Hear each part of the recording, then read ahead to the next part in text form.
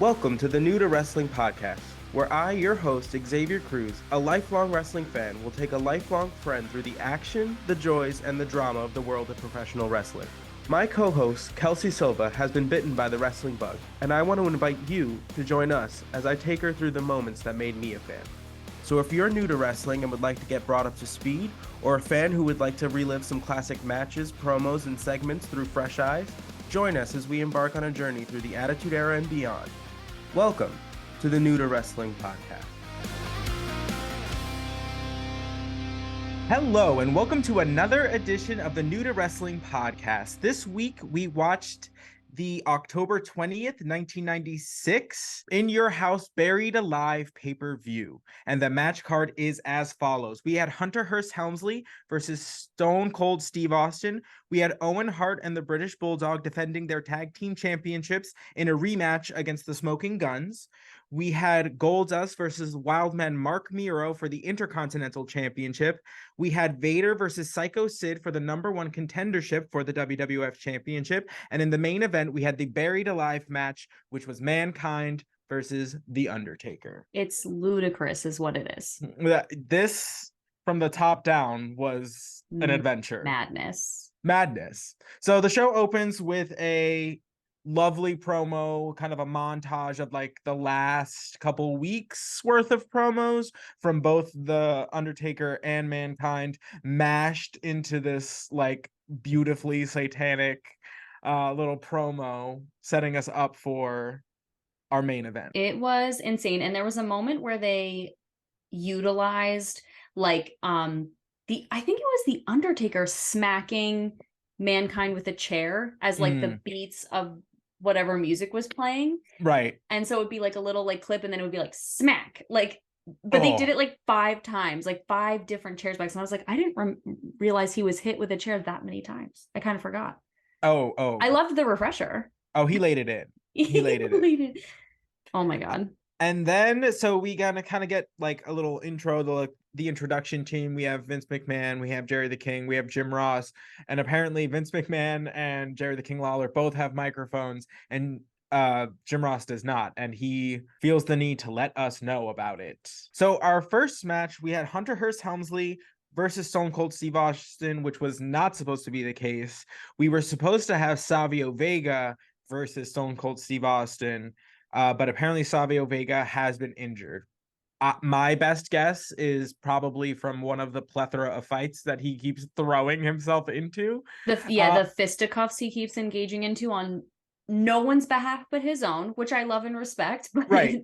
He's been brawling. Right. He's just been feuding with everybody. This is the first time that we get Stone Cold's kind of broken glass like theme, which is the theme that like he will like forever be associated with, is that broken glass like sound, and then his like new theme music. I love it. In this, we also kind of get a kind of more fully formed version of Stone Cold. We're kind of getting the finishing like touches. If you're noticing, we're getting a bit more language. We're getting he's flipping people off. Yeah, that was insane. Like every other thing, he was like. So this is really we're gonna start seeing things kind of geared towards more adult themed things, pretty much starting with this pay-per-view.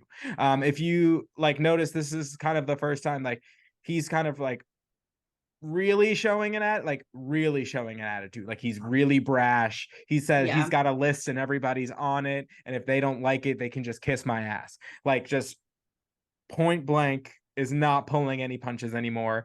So we're going to start seeing the product kind of change into something a little bit different. And and as I think from this point forward, we're kind of going to see things kind of escalate at a little bit of a faster clip than we have up to this point. Because if you notice, the first couple pay-per-views were kind of like a little bit slow to kind of like build up to like, yes, they kind of they announced like matches, but we weren't getting like feuds going into pay-per-views. Now we're getting like kind of a build up to these like pay-per-view matches, and like a great example is Mankind and The Undertaker have, this is what, their third pay-per-view match? Yeah. So we're getting kind of longer term like storytelling, which is Mm-hmm. nice. I like it. Yeah, Because it gives you like a reason to be invested in these people. totally. And you can sense like the shift was, it felt so sudden. Like it was like 1 minute it was like geared towards a younger audience, and then the next it was like Goldust is like sticking Extra his tongue gyrating. out. Yeah, like and like saying he's gonna like tongue the audience. We'll get to that. Right. Like Stone Cold is flipping people off, saying "kiss my ass." The girlies are brawling on commentary. Like it just out of nowhere, like switch. It was like they had like a company wide meeting. And they're like, you know what? We've decided you guys can just let your freak flag fly. Like Right. just let it out. Like Like just company like that's the name of the company wide company memo. memo. Right. Yeah, company wide memo. Like CC all. Like Right. let Freak your freak flag. flag Find fly. it. Like, Find it, wave it, put it out front. Let's go. Like the and company everyone was barbecue is like, going to be wild this year. the company, the Christmas party. Don't even get me started on the Christmas party. It's gonna be lit. There's going to be Yeah, mistakes made. mistake mistakes. There always are at the Christmas party. Let's talk about it. Otherwise, Let's. why did you go? Why'd you go to the holiday party if you weren't planning on making life altering mistakes in your Right. workplace? Why? Get a little debauchery in your life. I'm sorry. Might as well. One life to live. But yeah, the shift was tangible, very discernible, very sudden. I'm very into it. Right. Very into it. We are going to be barreling into the Attitude Era, which is really that's why we're The here. only This way is I what want to enter it is by is barreling in barreling into it. recklessly. So JR during this entire match, his microphone keeps cutting in and out, and he starts slowly descending into madness. Madness. The man, like every time he tries to make a point, his microphone goes off. Eventually, he starts blaming Vince McMahon, who is sitting like not next to him, but with Jerry the King in between him, and like just blaming him for cutting his microphone off. And like it's a whole ordeal. He's becoming more and more irate as the match like progresses. Yeah. And like he's making all these comments, saying all this stuff, like it's Vince McMahon, da, da, da. And then Vince McMahon does like I thought it was like a really subtle, like backhanded little slap, because he goes, well, I guess like thank God this isn't the World Series, right, JR? Mm-hmm. And I was Oh like, yeah, whoop! yeah. I was like And I was like, yikes, yikes, yikes, yikes. dang. Like he was like, thank God you're not doing anything important, otherwise this might be bad, but you're pretty much useless. So I was like, Basically, basically, and Jesus. and we're all just like sitting here, just like, are we letting these like girlies fight in class like this? Like, are we all just gonna like let this happen? And it was And so, apparently we are. oh, we are. And, like, because I guess like one is the not the president, or Vince McMahon is He's somebody like the important. owner. He's like the CEO. Yeah, so he's like the CEO, and then JR is the vice president. So it's like the higher ups are fighting at the table, and making Thanksgiving horrible for everybody. as it usually is. But I just like so, and it was So, so passive aggressive. oh, oh, So absolutely. passive aggressive. It was like a clinic in being Oh, passive aggressive. it was like being stuck between like two like Stepford wives who like won't actually say anything like horrible about each other, but like it's just like slightly just like I was walking by your house and I noticed that like the lawn was looking a little like a little Ragged. Guess you're so dry. busy. Because yeah, it No. must be like yeah, exactly. You know what I mean? Like it must Yeah, be they're like like, because you're like so out of touch because you're out of town all of the time. You know what I mean? Like just subtle yeah. digs that aren't really digs, but like for some reason are enough to make you rage. Right. It's like, oh, okay, yeah, cheers. Cheers to you finally getting lip filler. It looks so good. Right, You needed it. right. Oh, Wow. heinous. But this match, like for having no buildup, was solid because these So two, good. like Stone Cold and Triple H, will become like cornerstones of the company at different points. Yes. Basically, like Stone Cold, Like, his rise is meteoric, yes, yes. He has a and meteoric rise. that's the one. Triple H is kind of the person that ends up after like The Rock and Stone Cold kind of have their day, and like the son, Triple H is really the one that kind of picks up the mantle like I'm from that excited point. to see it. I am, which I know, I guess that's a long time coming then. Or like, I Yes, mean, we're gonna see a quite like you'll see like a noticeable progression of Triple H from where he well, is now to like where he's like kind of headed, where you see his like you see the wrestler he's going to like become the final package.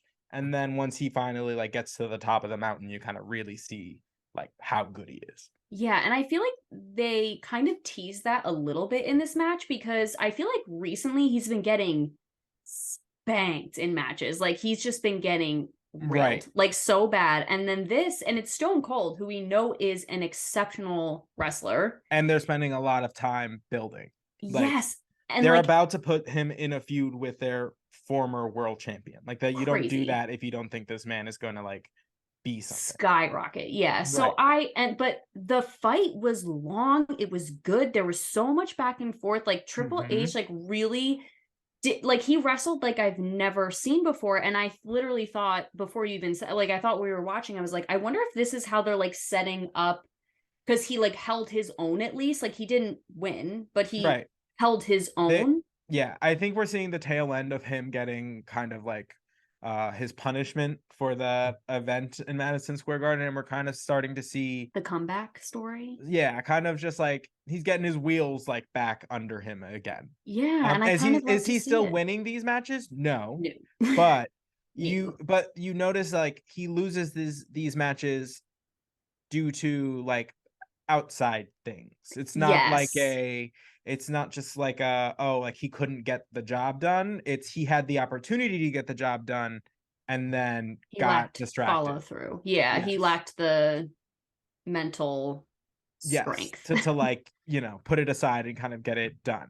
Yeah. So at one point they're going back and forth, like giving each other sleeper holds, and they do a double clothesline where they both end up kind of, you know, on the floor, like floundering like fish. And Mr. Perfect comes down to ringside. Crazy.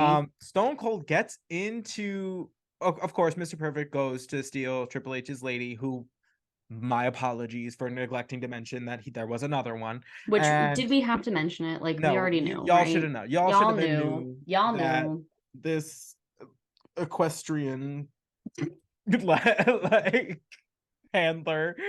This beast will have a beauty. It doesn't matter who it is. She will be there. So of course Mr. Perfect comes down to Mr. Steal Your Girl, and like and then for some reason Stone Cold gets into Mr. Perfect's face, and basically he like comes down, he's like, you literally hear him go like, get the out of here, like what are you doing here, like in his face. And in your house, in your face. He like kind of like shoves Mr. Perfect, like sends him on his way, and he goes to get back in the ring, and Mr. Perfect is like, I don't know who you think you're talking to, but like you will not disrespect me like that. And they start getting all up in each other's grill. Stone Cold goes to like an audience member, grabs like a beer or like a soda or something, and like dumps it all over Mr. Perfect. He doesn't just dump it, he like shoots it up into his face. Like I know that went up his nose, and I know it hurt. Like it had 100%. To. It was bad. So, and then Triple H tries to like take advantage of this like whole scenario, and he like goes and like gets Stone Cold in the position to do the pedigree, and then sees Mr. Perfect at the top of the ramp with his lady and goes after him, and then like dumps Stone Cold on the floor and goes after Mr. Perfect, which was just bonkers. So bad. Which, for his poor planning, he gets a suplex on the outside, which is just on the concrete floor. He gets monkey flipped into the ring post, face first. Stone Cold flips him 2 birds, gives him the stunner, and then it's 1, 2, 3, and it's game over. Like he could have pinned him. Could have pinned him, flopped, and then got his shit rocked.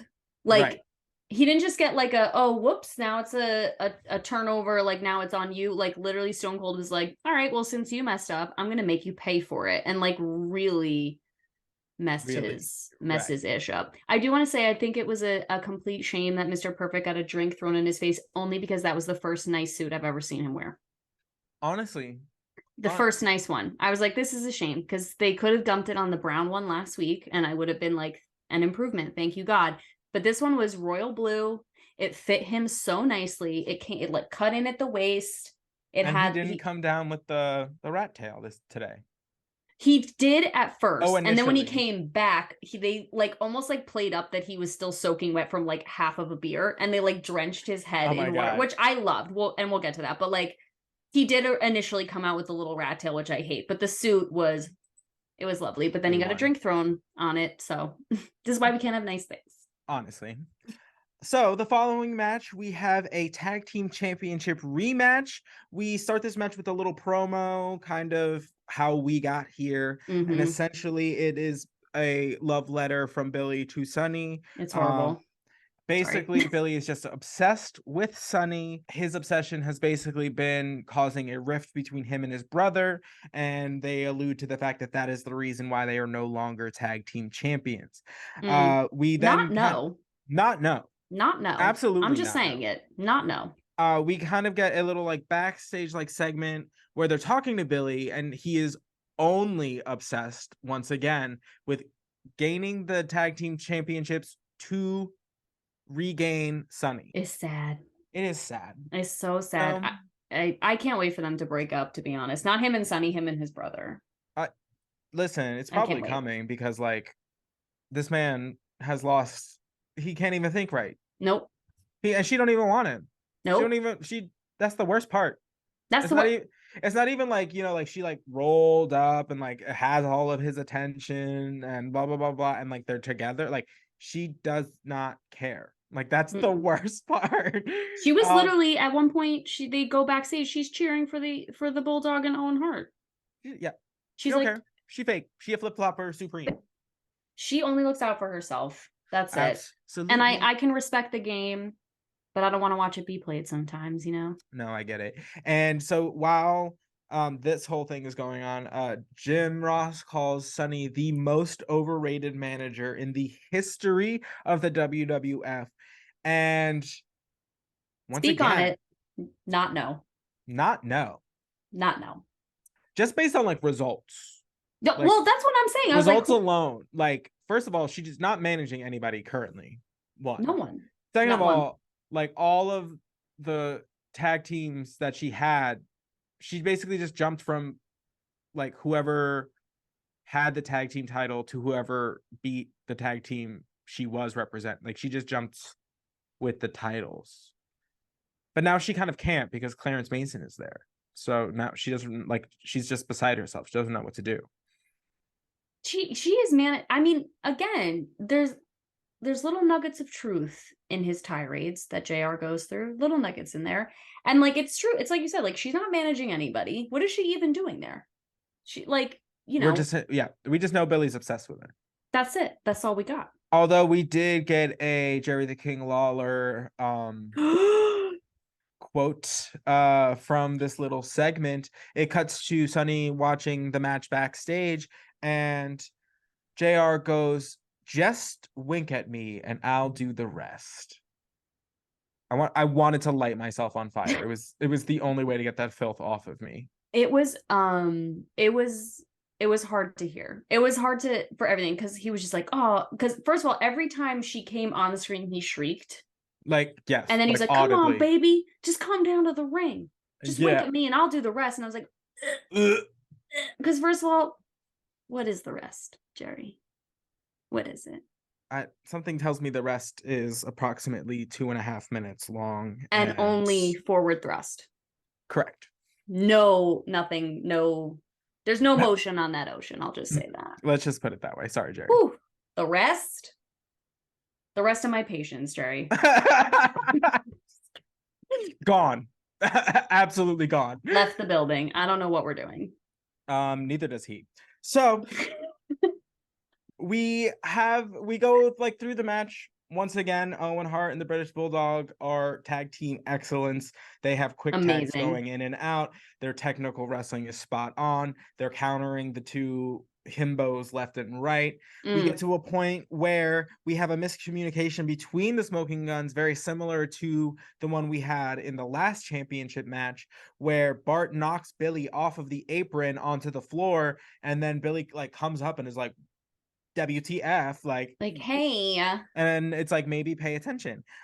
So we kind of we're going through the match. The Smoking Guns like regain the momentum. They're about to do this double team finisher where Billy Gunn like jumps off the top and does like a leg drop while simultaneously getting like a backbreaker done. So they're setting up for that. Billy Gunn's taking way too much time on the like setting it up, getting up onto the ring ropes. He Yep. jumps. The British Bulldog has Bart by like his belts, I guess, pulls him back at the last moment, saving Owen. Owen graces us with the beauty that is the spinning heel kick and gives us the pinfall for the 1-2-3 victory. So they are exceptional, the Bulldog and Owen. And they're like brother-in-laws, yes, right? yeah. Right. We were talking about British this. Bulldog is married to Owen's sister. Right. And this was, I think it was a few weeks ago, you said, like, I mean, they spend so much time together. So obviously they're just so in sync. And it's so interesting because when you look at the other tag teams, I'm like, they're like a unit. You know what I mean? Like, there's like, you know, the Smoking Guns, the New Rockers, like the, you know, whoever. Godwins, Like, yeah. yes, they're like a unit. But it's so funny. The British Bulldog and Owen Hart, like, collectively don't make sense, but also to me they're my favorite tag team, right? Because they're just so good, but like they can stand on their own like very well, not that other tag teams can't, but like they, like, their team doesn't necessarily in terms of brand make sense, but they make sense together. Like they're just so good. They're just so good. I know. And it's like, it's one of those things I feel like by proxy they just kind of like got put together, right? But it just works out so well because they have the family thing. That's like the overlaying, like, you know, the glue, I guess. Yeah. But I think because they're also like the only tag team that isn't, you know, all matchy and what, you know what I mean? Like they stand out in that way, in a good way. Like they're not the only, they are the only thing visibly like different from the tag team like picture. Yeah, and I love that about them. And like you would think that would be, I don't want to say like a detriment. Weakness. Yeah, I don't want to say that, but like, you know, it would be kind of like a, this doesn't make sense, like whatever. But it does. It just works. Yeah.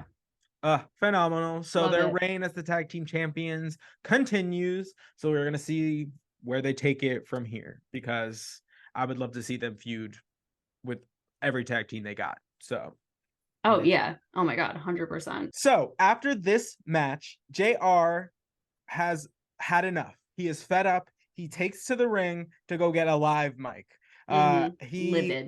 Livid. He's basically just like, I've been trying to be a professional. They don't want to play, like, they just want to play games. I'm not going to go into how Vince McMahon has wronged me, even though he is going into how Vince McMahon has wronged him.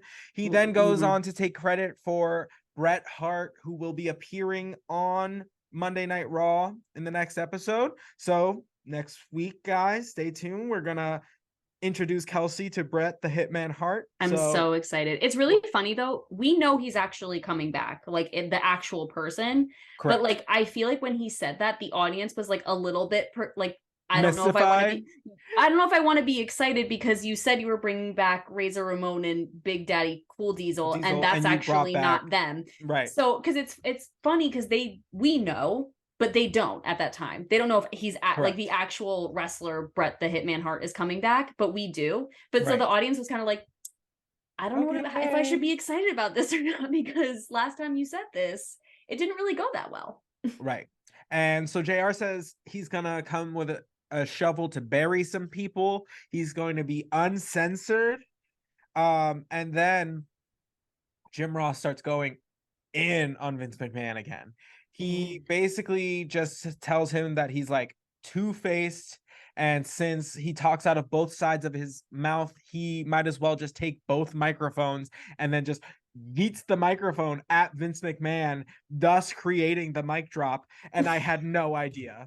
No idea. We were watching and that happened. We were screaming, obviously. And then Xavier goes, he goes, did you know? And I legitimately thought he was about to tell me some like crazy tea because like he's read the books, he's done things. He goes, did you know that Jim Ross invented the mic drop? I was on the floor. I was like, oh my god. So good. I had no idea.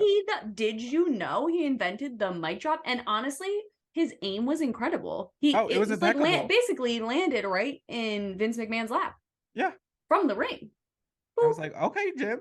And then he walked off and was like, he was literally, he's like, I'll see you tomorrow. He literally said, I'll see you tomorrow on Raw. Bret the Hitman Hart. He just 100%. And then he bogued his ass all the way up the ramp. yeah. No. He should have, honestly, it would have been incredible. But I um have to say, the fact that throughout the whole pay-per-view, the fact that even Jerry the King Lawler was like agreeing with Jim Ross. Like, he was like, I have to agree. The fact that your mic is not working is like kind of annoying. Like, why can't we just get tech out here? Like, this is weird. I have to agree with you. And like throughout the whole episode, you just see like how everyone is starting to get annoyed with Vince McMahon, like visually, visibly like visceral. displeased. Sorry. Oh, yeah. Like you can see everyone is looking like viscerally frustrated Annoyed. with how Yeah. he's running things because first of all he hasn't been there in weeks, though I do want to say I kind of missed him because he's a great match caller. Like I feel like he really like knows his stuff and he like calls the match so well, Vince McMahon. Oh, yeah. But the fact that like everyone is kind of getting, I felt like you feel the tension. Like you could cut it with a knife. Like everyone, if Jerry the King Lawler is getting irritated and like siding with Jim Ross, I feel like it's about to be not a good scene. Right. You're definitely like, because like you definitely know like something's up. Yeah. Because like we have all of these like technical difficulties, and like Vince McMahon is not like, he's not outwardly like denying anything. You know what Right. I mean? He's all like, he's being very like shady about it. So it's like, Yeah. what's up? Like you clearly know like he's not pleased with Jim Ross. Like he has not, I mean, if I owned a company and one of my employees was acting like this, I'd also probably be like, what? But I'd also probably cut the mic. I'm not gonna lie. It'd probably be like, ooh, 100%. But we are kind of seeing a different side to Vince, but then besides the just, here's the guy that's on commentary. You know what I mean? So you're yes. and again, we're gonna see many facets to Vince McMahon. He has I can't wait. many sides. This man is like this man. He's just He is the WWE's best villain. So I can't wait to see. I've said that 100 times. I really can't wait to see when it like really the final domino falls and he's just a dick. Like he's just right. the worst person. Like I can't wait to see him like fully just like morph into that. Right. I really can't wait. 100%. When Looking Venom forward like to finally like takes him, like final form and he's like he's just like he taken by ascends. a demon. Yeah. I can't wait. Okay, so next we find out that Faarooq was attacked by Ahmed Johnson. So Ahmed Johnson has not officially returned to the WWF at this point. We did have a little skirmish between the two over the phone on Livewire that we talked about in last week's episode. Insane. Where they were both basically, Faarooq was just like, I did what I had to do.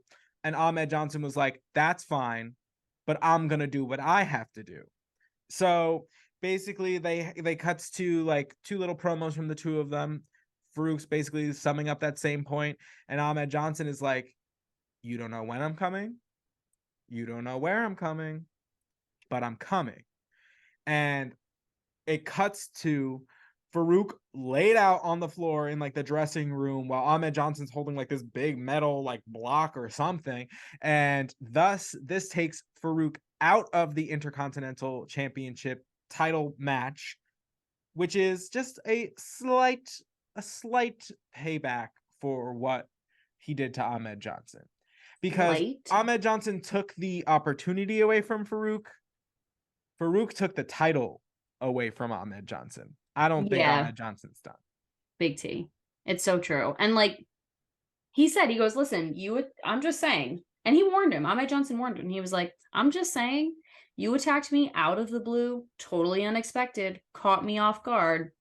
I'm just saying, I might do that to you, basically, is what he said. And then next thing we know, hard cut, him with the pipe, referees everywhere, like, get out of here.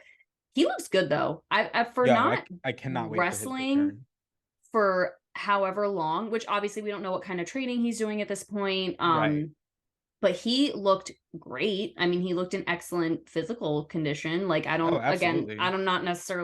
really know what to look for in terms of things like that, but he seemed well. I don't know. I'm extremely excited for him to come back, especially now that that beef is like really solidified. Mm-hmm. Because like there's gonna be so much vengeance. I know. Vengeance. I can't wait. And it's been too long. We miss you. We miss you, Ahmed Johnson. Oh, no, seriously, please come back because this is like when I was watching him, like even just talking before the whole like pipe in the locker room even happened. Well, that sounded very sexual. Right. Yeah, I heard it. I was like, oh, I don't That know. whole I know her. The whole beating and nope, that's That's just as bad. I'm leaving that. I hope the scuffle, the scuffle yes, in the the locker room. Okay, skirmish. the skirmish, the whatever fight happened in the locker room or backstage. While he was talking, I was like, oh man, like I actually really miss him as a wrestler. Like I miss seeing him wrestle because I also only got to see him for like a little bit and then he was injured. Like it was only A couple weeks. a couple weeks and then he was gone, and I just loved him as a person. So I'm really excited for him to come back. I feel like it's going to be so awesome. Next, Mr. Perfect comes out to watch the Intercontinental Championship match between Goldust and the Wild Man Mark Miro. So, Goldust, of course, is accompanied by Marlena, and Mark Miro is accompanied by Sable. I think this was maybe because it was like an impromptu kind of match. But I think this was a missed opportunity to do something with the Marlena Sable angle that they had the two a couple of weeks ago, like they were fighting, like the two of them were like literally fighting. And in this match, they very much so just kind of stayed in their own lanes, which doesn't seem like the kind of escalation that I would expect. I did not even think about that, but that is such a good point. And I feel like they weren't even like shown that much. No, it really wasn't like wow. That's a great point. So at the top of this match, when Mr. Perfect comes down to the match, he is kind of joined by JR, who is whispering some nothings into his ear. And then when he joins commentary, he basically calls out Vince McMahon and says like that he sees what Vince McMahon's doing and that he's on to him. He's like, I got your whole number, Vince McMahon. JR told me everything. Right. I was like, and then whoa. You're like, all right. He's turning the girlies left and right. JR. I know he really. I wrote down when he comes back. I wrote down Mr. Perfect giving Beached Pirate. It was giving very Will Turner. Oh yeah, wet. Right. Just like a look dewy. His like white like blousey kind of shirt. It's just like it's just open, like very, very Beached Pirate. Totally. He was an extra in Pirates of the Caribbean, and like when the boat got hit, they like swam to shore. That was him. Yes. Find him on your nearest like floating log. On your nearest floating piece of debris. Right, driftwood. Jerry King Lawler also made a comment about the suit that he was wearing. Jerry King Lawler said, yeah, nice suit. I personally passed on it when I went to Kmart. Oh my god. And then did you hear what Mr. Perfect said after that? No. He said, yeah, because the sale like tag wasn't on it. Okay, but also it's Kmart. That's what I'm saying. If it's on sale at Kmart, you got it for $4. Like, right, and that's 100%. Good for you. But if it's not on sale, it's maybe 14. Like, you're not necessarily Mr. Moneybags at Kmart, but go off, whatever. But go off, King. It was a good impromptu comeback. I'll give him that. So we get a little promo from Mark Miro before the match starts. It's not his strong suit. It's just not. It's a promo is not. I feel like he hasn't quite found his like voice. Like, yeah, you know what I mean? Like, I feel like I don't know where he stands or like what, you know what I mean? Like what's his creed? Like what? Right. You know what I mean? If he's not like defending Sable, like I don't know what his like MO is. Yeah, like what motivates this man? Like I don't get it. Yeah, I actually was wondering while I was watching, like while he was coming on, I was like, okay, Mark Miro is such an amazing wrestler. It's ridiculous. Like he's an acrobat. He's so talented. He's getting like win after win after win. He's on such a high streak right now. And I was like, what is it about him that doesn't make him to me as like captivating as like a Shawn Michaels or even a Psycho Sid or like anything? There's like something almost like missing. And I don't mean that as an insult. Like I like, cause he's very talented. But then when he did his promo, I was like, That's This it. is it. Mm-hmm. This is the thing that's missing. No, I agree. I feel like he just hasn't quite found the thing that makes his character. Like there's a lack of depth, I feel, because like Yes. I also like, why are you the wild man? Like, what's the backstory? Like, what does that have to do with? Like, Right, and what does that really like? What does that mean to like you? Like, what is yes, that like something you tap into that like comes out? Is it like a general state of being? Like, what is it? What is it like? What does it right, mean? And like, like, it's your responsibility to like make us understand that. right. And like, I just feel like we don't get it. Like, he's so talented, like from bell to bell, like that. Oh, He's like on par with like Shawn Michaels or oh like yeah. Owen Hart as far as like 100. I was gonna athletic say Owen ability. Hart. Yeah. But like, why do you care if he can't talk? You know what If I he's mean? got like no stake in the game, like there's nothing. It feels like there's a lack of driving force, Right, and if there is one, it's not communicated. right. Which so I was like, because the pre-match promo, I was like, Eh, I didn't need this. I'd actually rather it be more mysterious than at this point. Like I'd rather it not be anything. Like I'd right, rather you guys not say anything. right. And so he comes out. He gets apparently he has some new pyro, some like Oh very some like yeah. little spinning little moment. Mm-hmm. Probably representative of his championship win. They dipped So into the budget this pay-per-view. they dipped into the budget They this pay dipped per into the view. budget. So on commentary, Jerry the King Lawler does ask Mr. Perfect what he's doing with all these women. Finally, Not that we ever got a straight finally. response.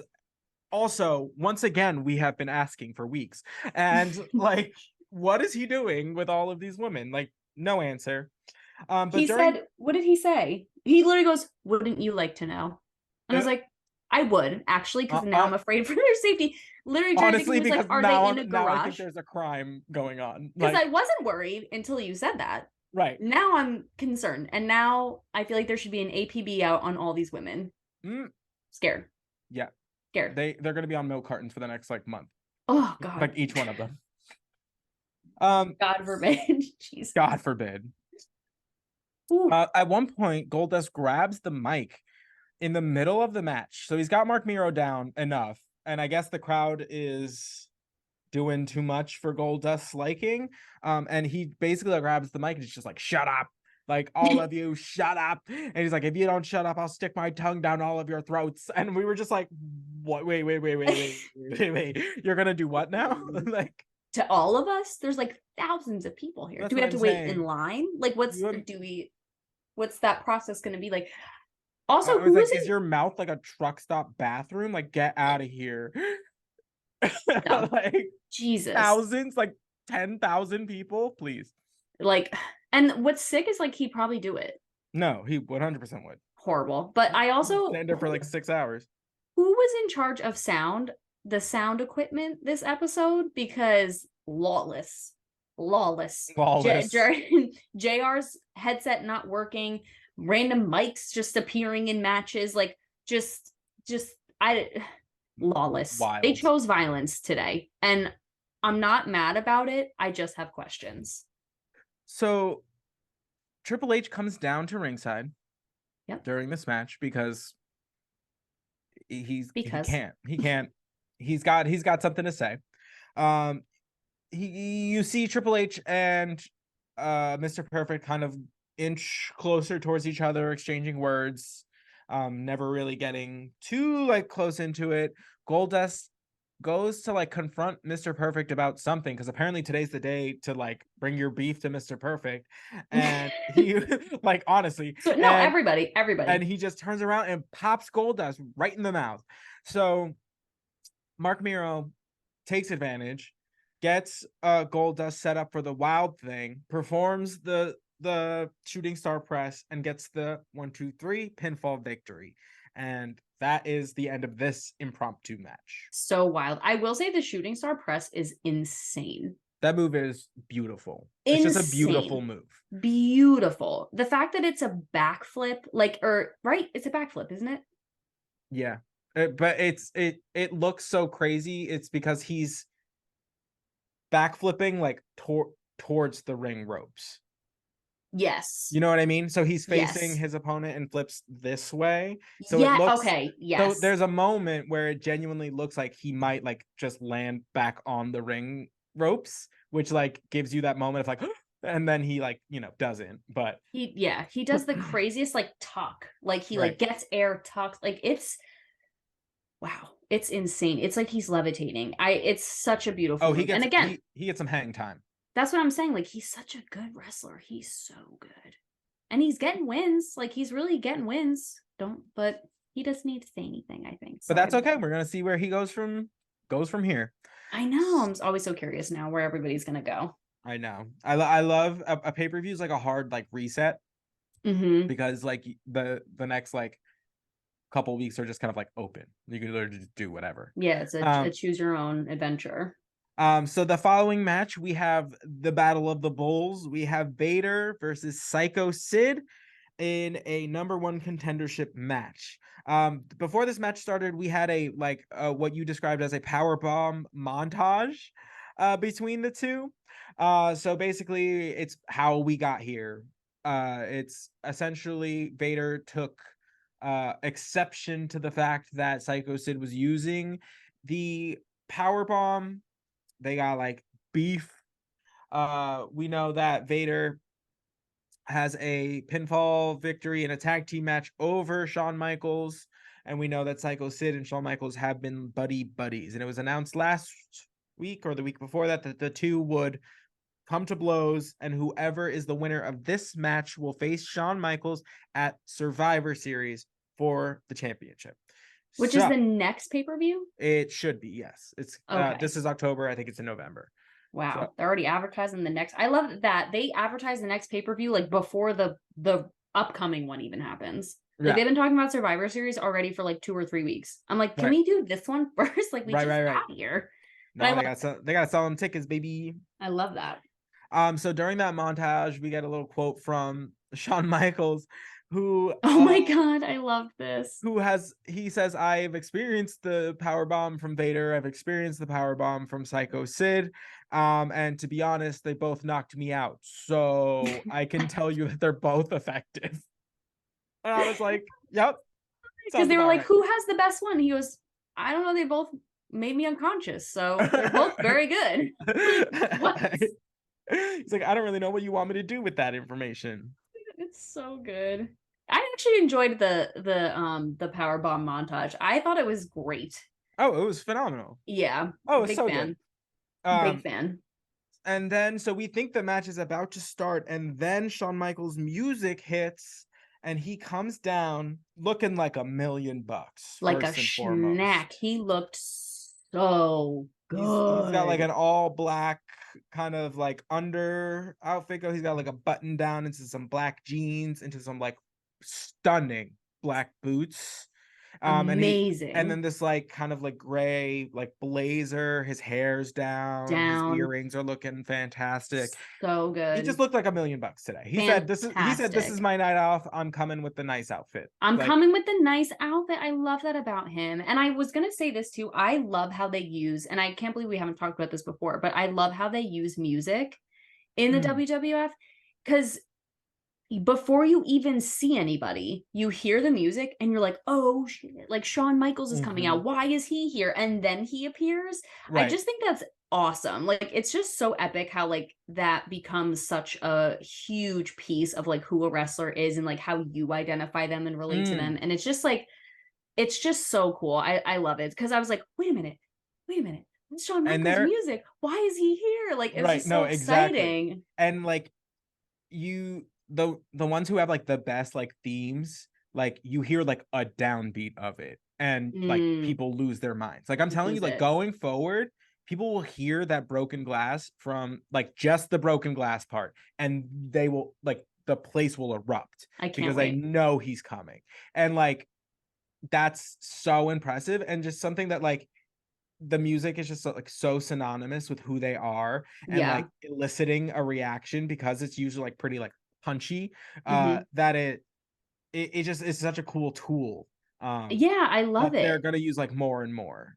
Yeah, and I'm really here for it. They really engage not to be like too deep about it, but I feel like they really do engage like so it's so much like sensory envelopment because it's like all the visuals, Oh the yeah. audio, like you're just so tapped in, and I just love that. And I'm sure it's like obviously some sort of like not a marketing thing, but it's intentional, and that's what I love about it. Everything is so intentional about it, Oh yeah. and like you're just so immersed. I just love it. Mm-hmm. It's so good. And It's it's like it awesome. only gets better from Can't wait. here. Like because we're as technology progresses, the Right. timing of things gets better, the pyro gets bigger, the things that they can do gets better. So Thank like God. the lighting gets better. It's all good. It's all going to be great. So during this match, again, this is just two bulls running at each other. It's, hard hitting, lots of like power bombs, lots of clotheslines, lots of punching each other in the head. At one point, Jim Cornette uses a racket on Sid outside of the ring, which has little to no effect on Sid because Well, it shouldn't. I mean, what was he expecting? He got power bombed or did the Vader bomb. And he just was like, "What?" oh yeah, yeah, yeah. Oh, you're talking about previously. I was like, I thought you were talking about in the match. I was Oh, no, I'm sorry. Okay, yeah. So when I don't know why he thought that would have an effect because literally previously Psycho Sid has been hit with the Vader bomb and just gotten up and been like, "What?" right. So I don't know why he thought the tennis racket was going to be effective, but I guess, Listen, he always thinks the tennis racket's going to be affected. The and man, that's his problem. One of many, but that's one of right. his problems. At one point, we have Vader kind of facing the rope, Psycho Sid on the outside. He does a sunset flip over Vader to get him to try and get him into a pinfall predicament. Vader, not having any of it, just ends up squishing him instead. And then we get a Vader splash. He picks up Psycho Sid before he gets the 1-2-3 victory. And then he goes to inflict some more punishment on Psycho Sid. He goes up to the top rope to do the bigger Vader bomb. Mm-hmm. And Psycho Sid gets his knees up, preventing Vader from completing the move. He gets up, does a choke slam on Vader, and then proceeds to pin him for the 1-2-3 victory, becoming the number one Insane. contender. Insane. Insane. And it's so crazy because again, it's another example of how like earlier Triple H had the opportunity and just Mm, fumbled the bag. And this was like Vader was just like cocky. Like he was like, "No, I'm gonna make him hurt more." Like he right. totally could have pinned him. And literally Jim Cornette was screaming, "Just pin him. Just pin Right. him." And he Right. was like, "Nah, I'm gonna Nah. I'm gonna do what I can to mess him up even more." And then he got himself messed up and it was wild. And And go not ahead. one single power bomb was used, which No, in is the entire match, not one so power bomb. funny. The whole montage before the match of power bomb after power bomb, that was the whole beef. That So was the I MO. I thought that the match was going to be like somehow was going to end up, when they have like the back and forth. Like I thought it was going to be like Vader gets power bomb, then Sid gets power bomb, then Vader Right. gets, and like who comes out on top? Not one single power bomb. Not even there was like a potential setup for one, and then it And it didn't never happened. happen. It just didn't Yeah. happen. And I was just like, Well, I mean, I'm not mad at the match because no. it was good, but I was like, that's kind of weird. Right. Why give me a 3-minute montage of like the whole point that you're all are beefing is over one move, and then the move doesn't show up at all. Laid the groundwork of like, we're fighting because I want ownership over this move, and then like no one did the move. After the match concludes, Shawn Michaels gets in the ring. He kind of gets in Psycho Sid's face. They kind of have like an exchanging of words before Shawn Michaels raises Psycho Sid's hand. We said it last week, just because they are friends does not really mean too much in the WWF, especially Nope. when the title of the company is on the line. So Crazy. and then Psycho Sid had a promo following that after he got backstage. If you want to elaborate on what happened there. So it was Doc who Yes. started the interview, and then initially I think he gets cut off by Vince McMahon, and he's like, Okay. "No, I'm doing this." And so he like visibly gets irritated with Vince McMahon. He's like, like rolls his eyes and is like, okay, anyway, and he goes to interview Psycho Sid. Then JR pops up like a little daisy out the blue, just pop, and is like, actually, I'm gonna interview, and like literally pushes Doc out of the way, basically. Oh my God. Poor Doc. And he's kind of in the background, like, okay. And he's just like JR, like feverish, manic. He's honestly probably was the perfect person to interview Psycho Sid in that moment. Was like, are you or are you not friends with Shawn Michaels? And he was like, yes. Like, he was like, did you not power bomb him 6 times? Yes. Like, it was so crazy. But then it ended up being a flop because you were so hyped. And then he asked Psycho Sid a question that was more than yes or no. And he like flopped. He started to say a sentence and I was like, yeah, I'm gonna beat him. Like, it was so weird. I was like, oh no, I'm gonna beat him. I got it. I was like, thanks, guys. And then he was like, okay, bye. Like, not quite like that, but it was like, yes, yes, yes. And then he's like, oh, this is a question more than yes. I don't know. Like, there was a huge awkward silence, but it was even more like loud in terms of how silent it was because it was so verbally loud 3 seconds earlier.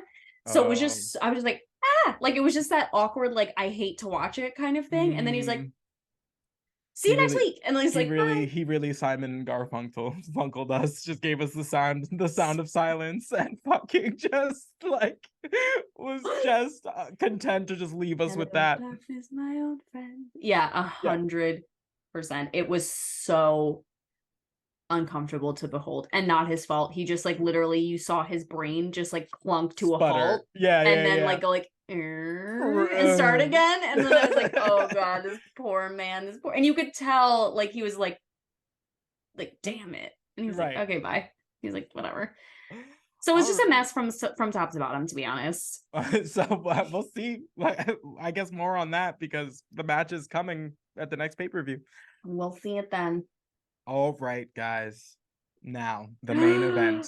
Oh my God. The main event, the reason we're all here, the thing we have been talking about for weeks and weeks. Thinking about it. Whew. The Buried Alive match between Mankind and The Undertaker.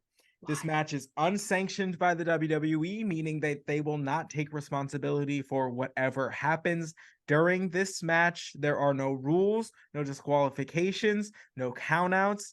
So, the objective of the match is homicide. Bingo! Is murder. Incapacitate your opponent to the point where you can drag them to the constructed grave and bury them alive. So good.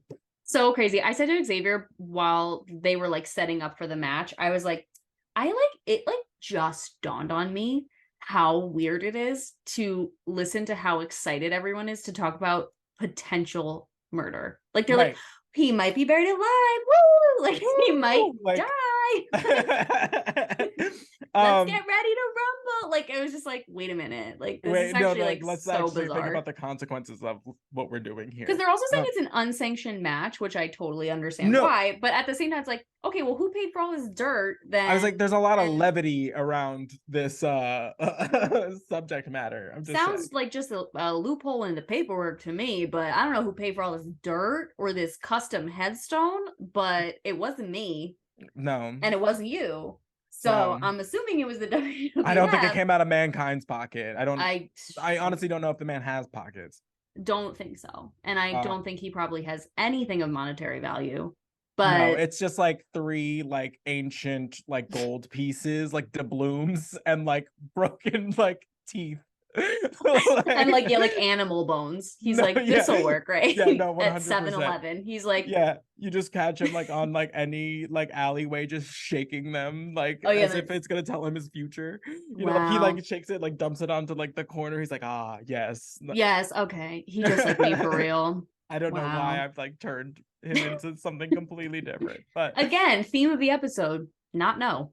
No, not no. Not no. Not no. So Vince McMahon has a quite the adjective to describe Paul Bearer as he joins Mankind down the ring. He This was refers to this horrible. man as bulbous. Bulbous. That's a human being. That's a Is he person. though? Is And he he though? said bulbous. Oh my god. And then what JR said afterwards was, because I thought Bulbous was bad, and then what JR said about how his family would celebrate Halloween. Did you hear that? No. You're gonna die right now. Okay. Okay. JR said he's, because it was coming off of the Bulbous comment. He was like, or not JR, I'm sorry. Jerry the King Lawler was like, yeah, when his family celebrates Halloween, they don't get a jack-o'-lantern, they just put Paul Bear in the window. Oh my God. Yes. That's beautiful. I'm sorry. Sometimes he really does come through with just like it's heinous. Like, don't get me wrong, but like, His brain. I know. How did he get there? I know. He I read the really word want bulbous it. and went, he looks like a pumpkin, jack-o'-lantern, Yes. Halloween, his family. And in a split second was like, yeah, his family doesn't carve Right. jack-o'-lanterns, they put Paul Bearer in the window. Oh, Just this match so good. So the Undertaker makes his entrance. And so at first it looks like he's gonna come out of the grave because it's just like the grave is the only thing lit and it's like highlighted, but you can kind of see the lighting of like the smoke of the Undertaker's like entrance kind of creeping over like the entrance or like the lighting of the headstone, which was kind of a cool effect. And I don't know if that's like why they were focusing on that in particular, but the Undertaker comes out and like no hat, no hat, no coat, business. business. Love to see it. And it is violent from the rip. They enter the ring and the Undertaker starts swinging on Mankind. Like crazy. Within the first 2 minutes, Mankind is thrown out of the ring into the barrier really hard. Like, he to the point where him. we were like, oh my God, like smacked it into the metal barrier.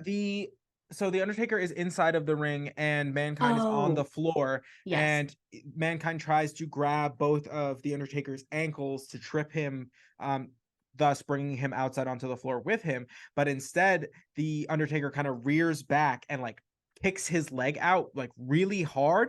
And Mankind, I guess, like just like absolutely loses his footing from like the force of the kick. And you see his head just barely like smack it, like as far as like how much of his body hit the guardrail wasn't that much, but it was like from his like shoulders to like the top of his head hit it with like such force that like you're like, oh, his neck's broken, like that. It looked horrible, sounded horrible too. So and then the Undertaker from that point proceeds to get onto the top rope and jump from the turnbuckle outside of the ring onto Mankind. Like, crazy. This is the opening 5 minutes of this match. 5 minutes. I was like, holy. I was like, they got started so fast. There wasn't even a little bit of back and forth. It was just like, just hit after hit, and they were insane. At one point, the Undertaker starts choking Mankind with a microphone cord. Just just garroting him with a microphone cord. Yep. Even Paul Bearer was like screaming at the ref like he's choking him, and the ref was like, I don't know what you want me to do. Like, right, there are no rules. There are no rules. I don't even know why the ref was there. I guess only to be like, okay, like ring the bell or what? Yeah, that's it. But like he was literally like, I can't do anything because it is what it is. It is what it is.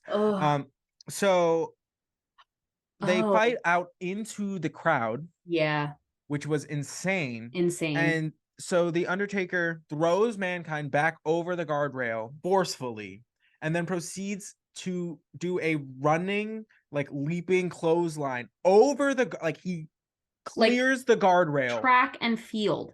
Clears the guardrail and nails Mankind on the other side. It was stunning. And he did not have that much room to, it wasn't like that much of a running start. Like it was like maybe 6 feet. Yeah. Maybe 8. Like it was not that big of a distance. And I was like, there is no way. And he just ran and just launched himself over, takes down Mankind again. I was like, it was just crazy. It was nuts. And then so he gets Mankind back in the ring and he's going to perform Old School, which is the twist, like the twisted arm thing where he walks the top I was gonna rope. say, speaking of nuts. And then so Undertaker is on the top rope, walking, about to deliver Old School when Paul Bearer messes up the ring ropes, thus making the Undertaker do the splits onto the top rope. Mm-mm. Mm-mm. I would have immediately projectile vomited. Paul Like, Bearer then gives. Oh, I would not. That would have been the end of the match for me. yeah, That would have been no, done. no shot, none. Paul Bearer gives Mankind some kind of like shiv or like a weapon or like a spike, and which Mankind proceeds to use on the Undertaker repeatedly. Undertaker at one point goes after Paul Bearer and is like just kind of stalking him outside of the ring. I wanted And to see that fight so bad. Like, oh, I wanted him to see to him get his hands on Paul Bearer, absolutely, because so he bad. deserves it. Yep. But Mankind and Paul Bearer kind of go back and forth, distracting the Undertaker between like the threat of a chair shot and the threat of getting hit in the back of the head with the urn. So eventually, Paul Bearer smacks the Undertaker in the back of the head of the urn. The Undertaker does the hair flip and is like, you thought, starts coming after Paul Bearer, only to get nailed in the head with a chair shot by Mankind. Like, the chair by the end of this match was dented beyond recognition. And then it cuts to Mankind just licking the chair. Yeah, which was odd. Horrible. It was just horrible to behold, really. So eventually, the Undertaker doesn't stay down for long. He ends up with possession of the chair and bends the chair over Mankind's back. Yeah. And then proceeds to lay it on Mankind's face and then do a leg drop with the steel chair. Just effortlessly. So good. And performs the tombstone on Mankind, points to the graveyard. And the crowd just loses it. Insane. He gets the tombstone and it pops up, and immediately, normally that's when he kind of calls for like the end of the match where he's gonna do like the pin. He just points to the graveyard. And I mean, he's one of those wrestlers, like, he doesn't have to do anything verbal. Like, he doesn't ever yell. Like, he doesn't ever say anything. Like, he literally he just stood there and was just like, to the graveyard. Yep.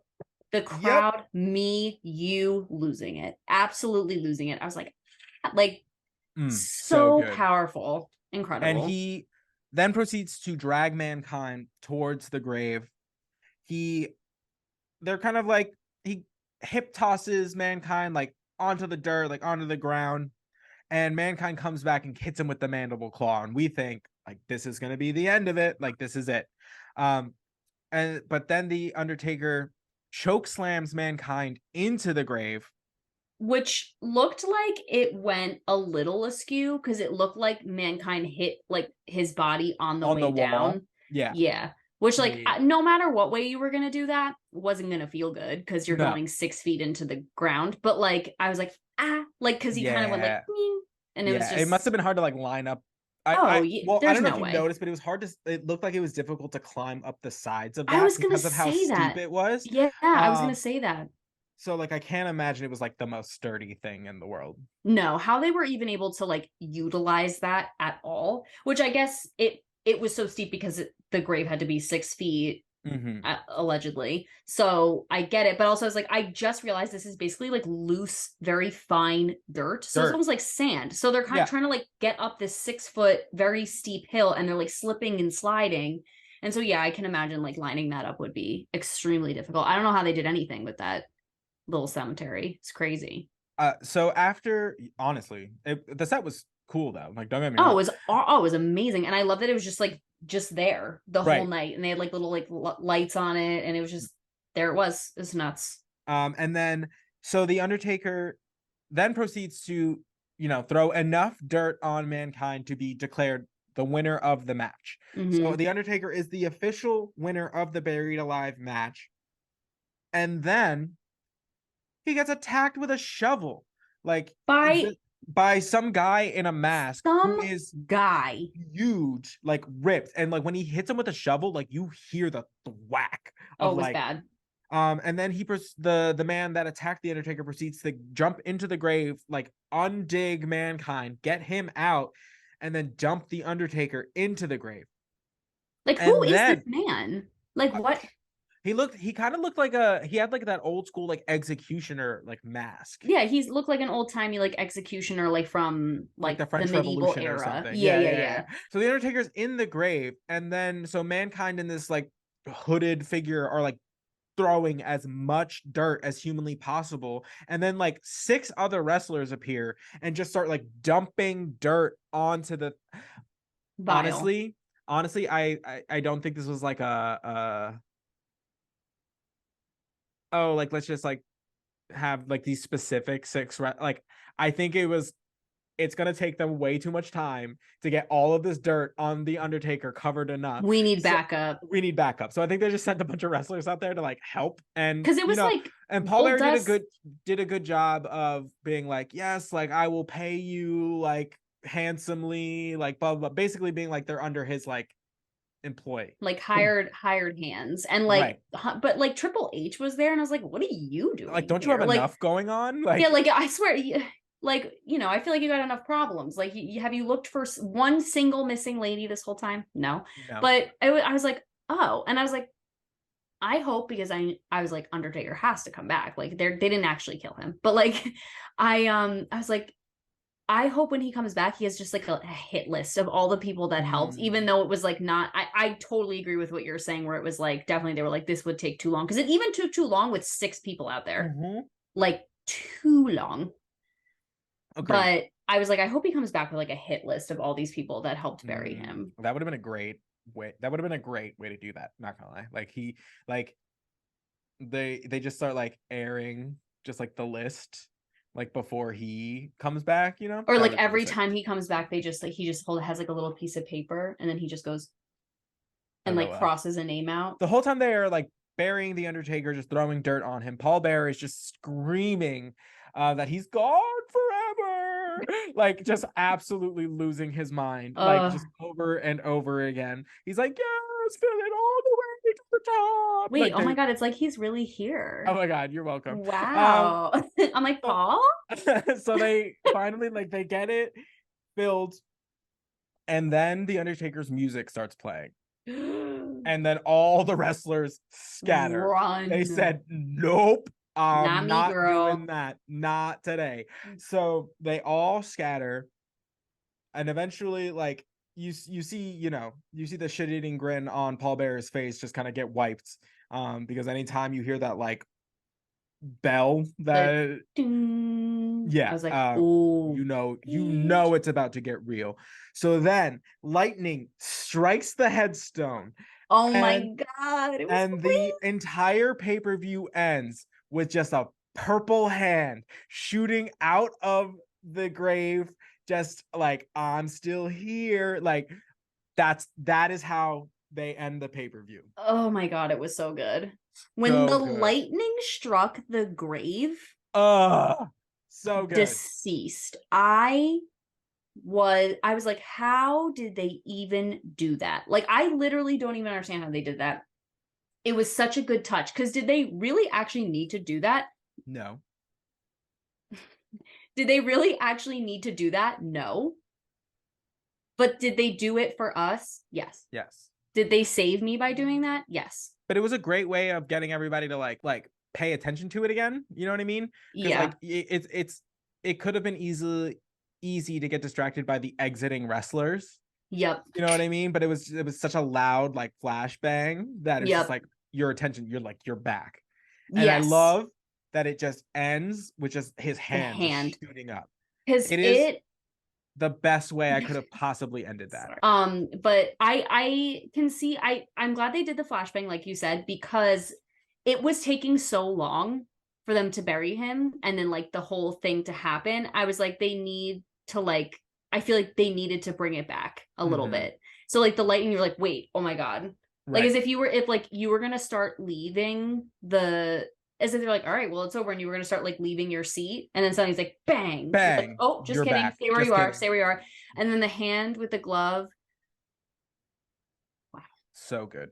And so it's good. just, it's so open ended because it's just like, is he going to be back like next week? Is he coming back like, you know what I mean? Is he coming back strategically? Is he undigging himself? Is someone coming? Like, and I liked that he didn't actually just like completely fully formed pop out. Like, I'm glad it was just the hand, because like you said, it added that element of just like, what's gonna happen? Like, it was just like, right, like so good. It's like, did we bury like this version of the end? Like, what is it? Because Like, the lightning struck, like, is he going to be reborn as something new? Like, I'm just so excited. He's just so interesting. Like, any iteration of him, I feel like I will be fascinated by. oh yeah, it's great. It's so phenomenal. And do we know, like, out of just pure curiosity, like how much, because I'm sure he developed the character, like, as a person. Like, he was like, that was his idea, because he was an actual Undertaker, right? So Paul Bearer was an actual Undertaker. Oh, that's right. We did talk about this. I'm pretty sure the Undertaker like idea was just presented to the Undertaker, but he like just took it and like ran with it.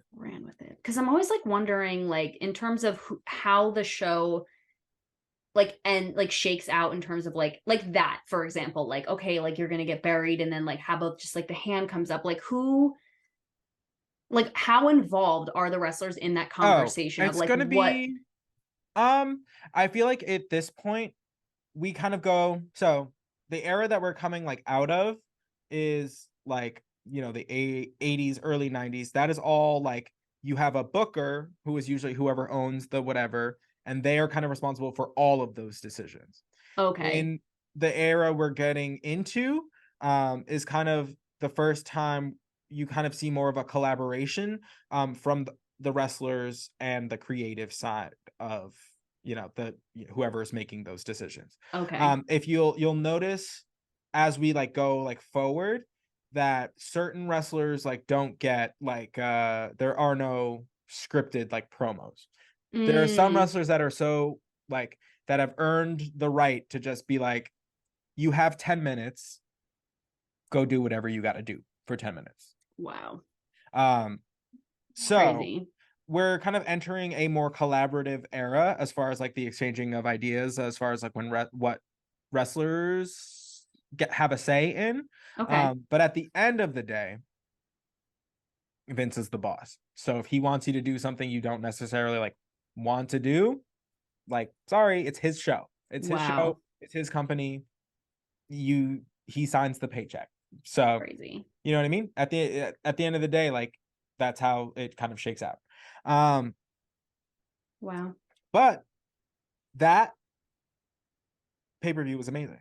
crazy. And like, so the Undertaker takes the win, but then Kind of takes an L, but comes back. Yeah, an L, like, takes a mountain of dirt to the whole body and has a little comeback. So I'm excited, because I think that like there's been so many times where he like wins, or he like doesn't win. He's just getting like knocked down a lot, but like still like holding on. Like, he has that like that grit factor where he's like, I'm still holding on, and I'm still exceptional, like, no matter how many times I get knocked down.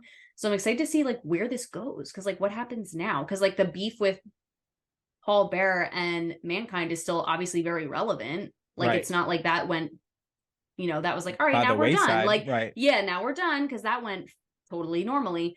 So I'm just like, I'm so intrigued as to where it's going to go next. Because like, where do you go after you literally bury someone alive? Like, where do you go from there? So excited. So yeah. All right. So that was this week's episode of the New to Wrestling podcast. The Buried Alive pay-per-view was phenomenal. We want to say thank you as always for joining us and letting us babble. This one should be a decently long one, so if you're still with us, we appreciate it. Thank you so much. Next week we are going to see the return of Bret the Hitman Hart to the WWF, and it'll be Kelsey's first exposure to Mr. Perfect in the ring. Oh my God, yeah. Wow. That's gonna be a good episode too. I'm so excited. So thank you all for joining us on our journey through the Attitude Era, and we will see you next week. See you then. Bye. Bye.